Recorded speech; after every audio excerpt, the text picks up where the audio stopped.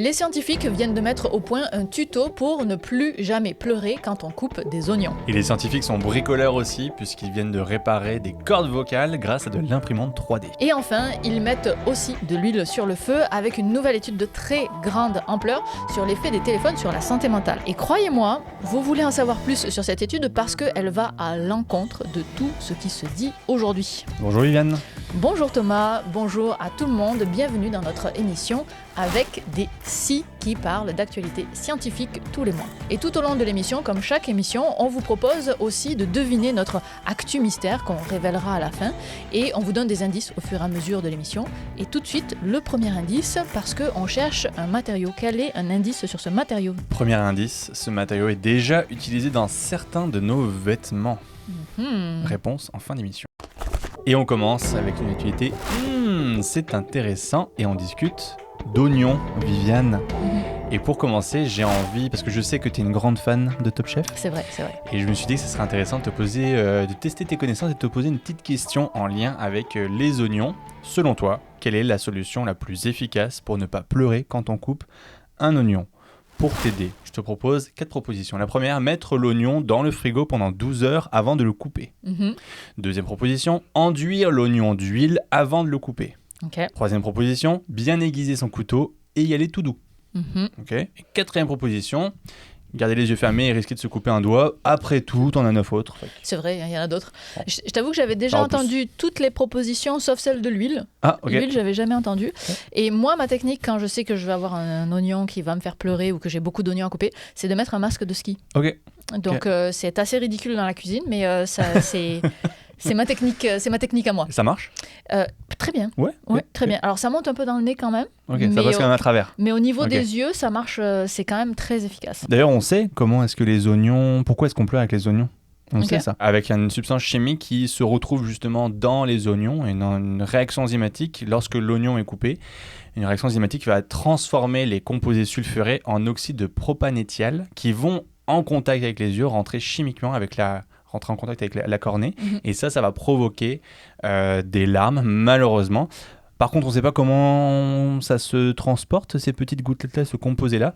Et c'est justement dans cette étude qu'on a cette réponse ici. Donc là, on est vraiment non pas sur la réaction chimique, mais sur comment est-ce que les particules d'oignon, on va dire, passent de l'oignon à nos yeux. Exactement. Et pour faire ça, ils ont créé une petite guillotine de laboratoire, très drôle, pour reproduire la coupe parfaite. Ils ont utilisé des caméras ultra rapides à 20 000 images par seconde avec un logiciel de suivi de particules parce que c'est un peu voir l'invisible quand même, vous allez voir. Et lorsqu'on tranche un oignon, des micro-gouttelettes sont éjectées du site de coupure à une vitesse allant jusqu'à 40 mètres par seconde. L'équipe a montré que les substances chimiques volatiles qui nous font pleurer voyagent dans ces micro-gouttelettes et que ce sont elles en fait qui nous font littéralement pleurer. Donc c'est une sorte de pluie de particules d'oignon finalement qui vont vers nos yeux, invisibles. Nous on les voit pas, j'ai jamais vu ces particules-là, mais elles sont bien réelles. Et ils ont pu les observer en 2 étapes. Premièrement, au moment de la coupe, au moment où le couteau rentre en contact avec l'oignon, il y a une explosion initiale avec un liquide qui jaillit d'un coup à grande vitesse. Et ensuite, deuxième étape, il y a une fragmentation lente avec des filaments qui se brisent en des centaines de gouttelettes, comme vous voyez à l'image. Et ce qu'il faut comprendre, c'est que l'oignon, c'est une structure en sandwich. Donc on a une peau très dure, qu'on appelle l'épiderme, tout autour d'un intérieur beaucoup plus mou et juteux, qui porte un nom, le mésophile sous-jacent. Et quand tu le presses, la peau va agir comme un ballon qui accumule la pression. Et quand la peau craque, toute la pression accumulée libère le liquide en microjets. Les chercheurs ont même mesuré la force nécessaire justement pour percer cette peau.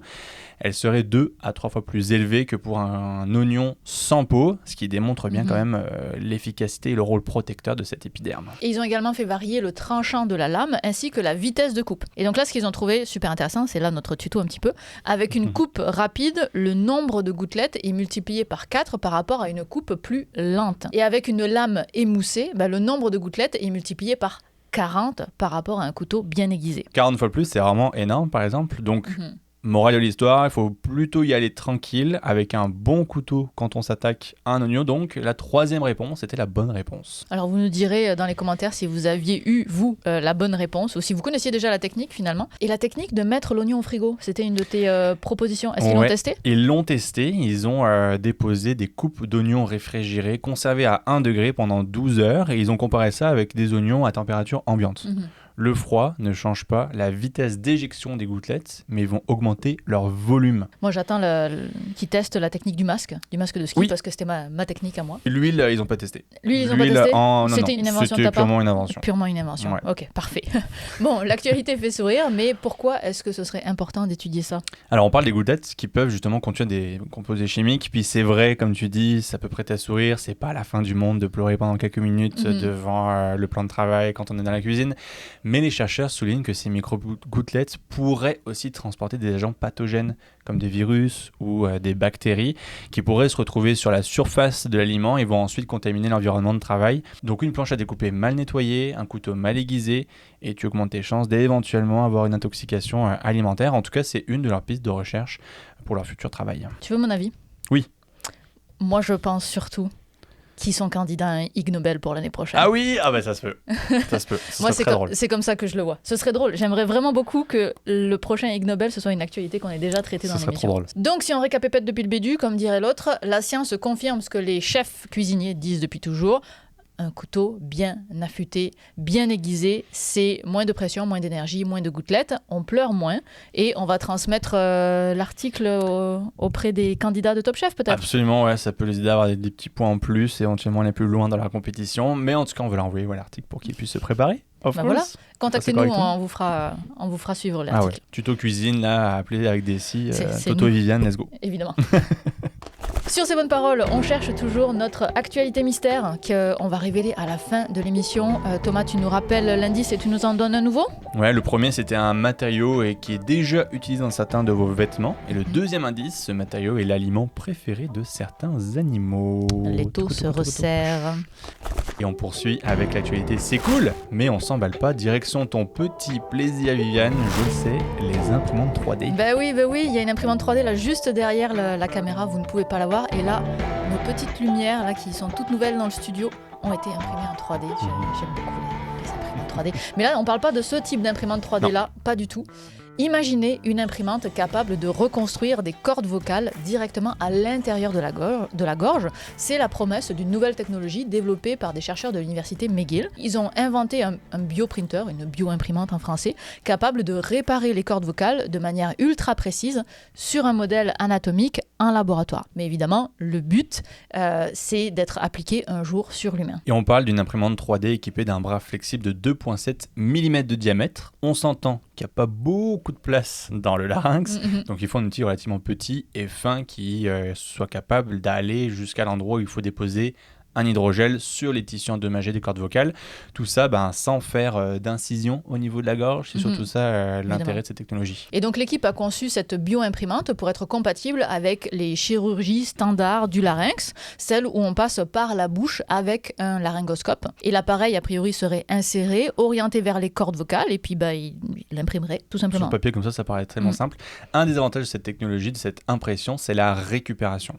Parce qu'en fait, après une chirurgie classique de la voix pour retirer un polype, une tumeur ou une lésion, il y a souvent des cicatrices. Et parfois, il peut se produire ce qu'on appelle une fibrose, c'est-à-dire une cicatrice, un processus de cicatrisation qui va être beaucoup trop exagéré. Le corps va créer du tissu cicatriciel en beaucoup trop abondance, donc ça va être plus dense, moins élastique en réponse à cette blessure, et ça va provoquer une certaine raideur.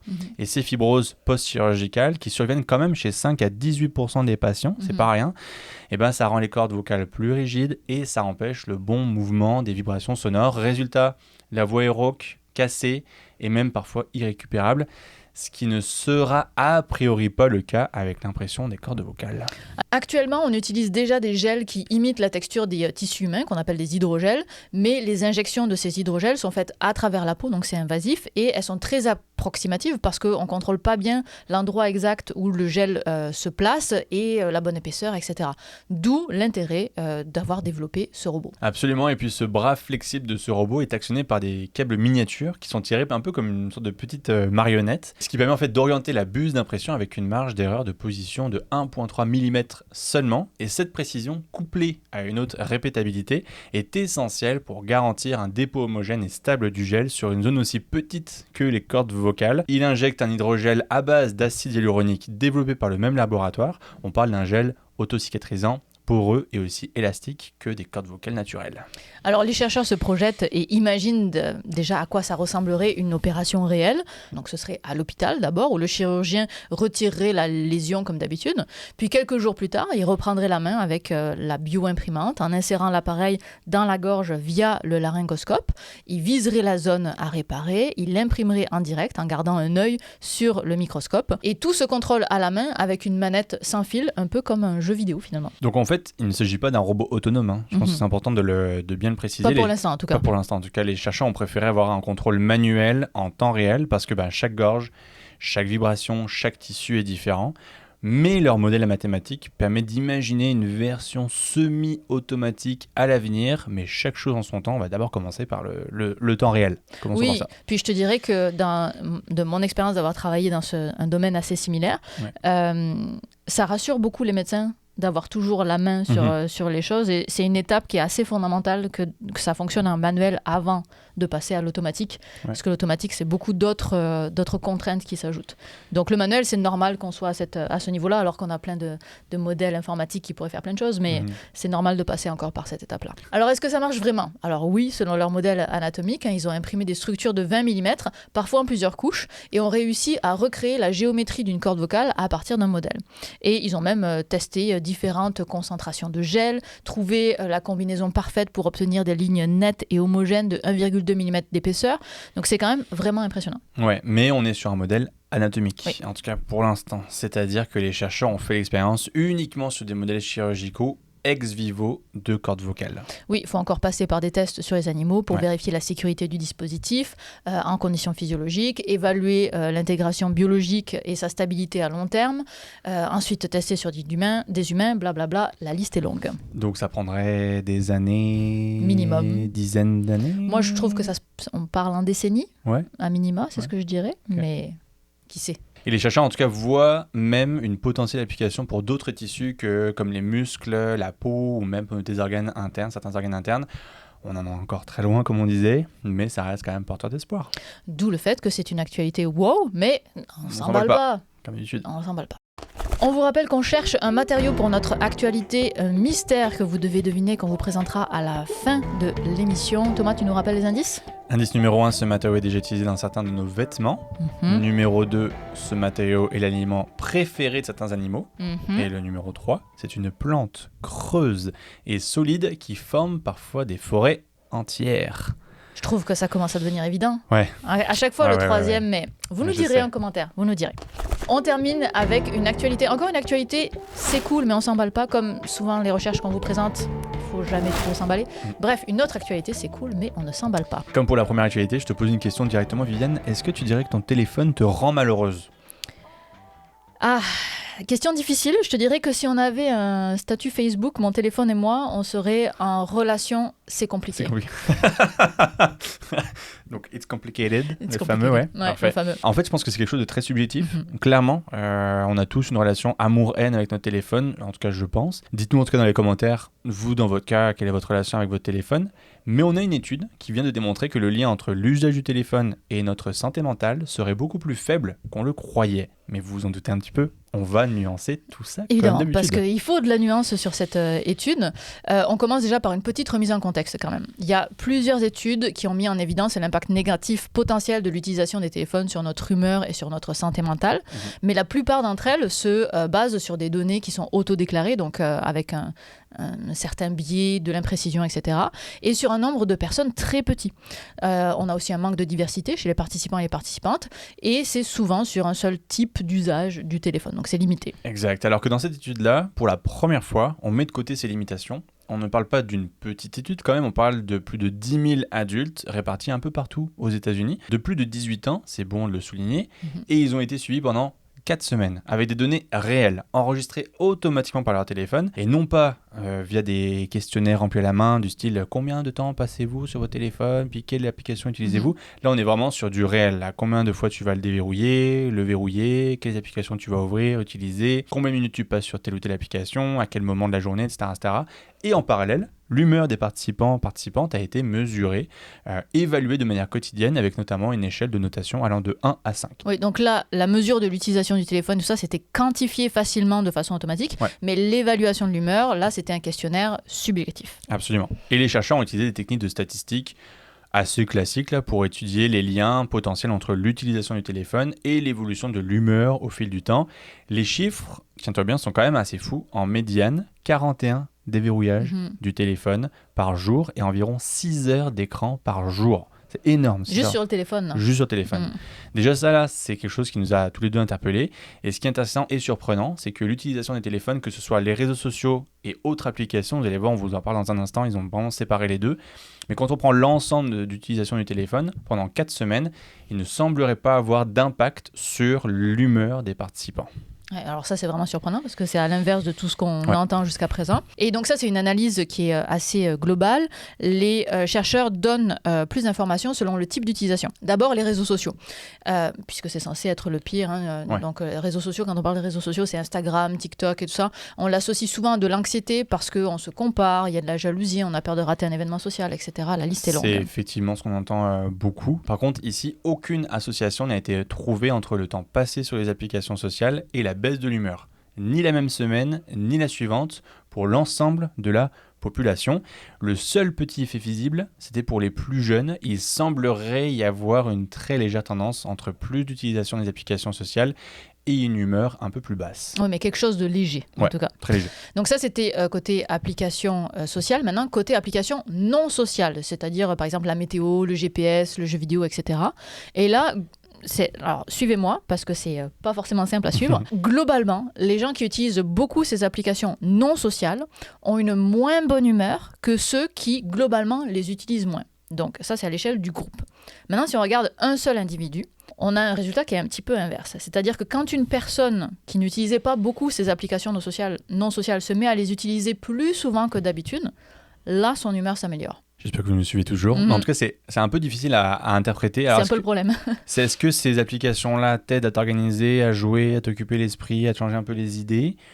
Difficile d'en savoir. En tout cas, elles sont accompagnées avec une meilleure humeur, apparemment. Donc, globalement, l'étude montre qu'il y a un impact qui est minime. En fait, c'est surtout ça qu'il faut retenir, c'est que l'étude montre qu'il y a un impact minime entre l'utilisation du téléphone et la santé mentale. Mais on rappelle que c'est une actualité, c'est cool, mais on ne s'en parle pas. Donc, c'est le moment où on se met à nuancer pas mal de choses, parce qu'il y a quelques failles dans cette étude. D'abord, non des moindres. D'abord, l'étude ne portait que sur des adultes de 18 ans et plus. Et puis, donc, on ne peut pas généraliser à l'adolescence, qui est une période qui est particulièrement critique, où on est en construction et où on a tendance à être davantage sensible au regard des autres. Donc, le fait que les adolescents ne soient pas inclus, c'est quand même un facteur très important. Et puis tous les participants avaient également un téléphone Android. Donc ça ne reflète pas forcément tous les profils, la gestion des applications, les interfaces, les notifications, etc. Donc on précise aussi que cette étude est une collaboration entre les chercheurs de l'Université de l'Oregon et ceux de Google. Donc ça c'est important de le préciser, c'est un conflit d'intérêts. Comme toute publication transparente, dans l'article, c'est indiqué, il y a tout un bandeau en bas qui explique les conflits d'intérêts. On ne sous-entend pas, nous deux, que les résultats sont biaisés, non, évidemment pas. C'est publié dans un journal scientifique bien connu, ça a été révisé par les pairs. On précise quand même que sans un partenariat avec Google, j'aurais jamais pu avoir une étude aussi importante que celle-là, avec un aussi grand nombre d'individus. Ah oui, 10 000 personnes, là. C'est parce que Google participe qu'on peut avoir autant de données. Sinon, on ne pourrait pas avoir ces données-là. Exact. Est-ce que si on utilisait un autre appareil, autre qu'Android, est-ce qu'on aurait eu les mêmes résultats ? Probablement, en tout cas, c'est ce qu'on pourrait penser, mais on ne sait pas. À noter aussi, les données ont été recueillies sur seulement 4 semaines. C'est difficile de mesurer l'évolution de la santé mentale sur une période aussi courte. Et aussi, moi, la limite que je trouve la plus importante, c'est que les participants et les participantes étaient déjà des utilisateurs et des utilisatrices de leur propre téléphone.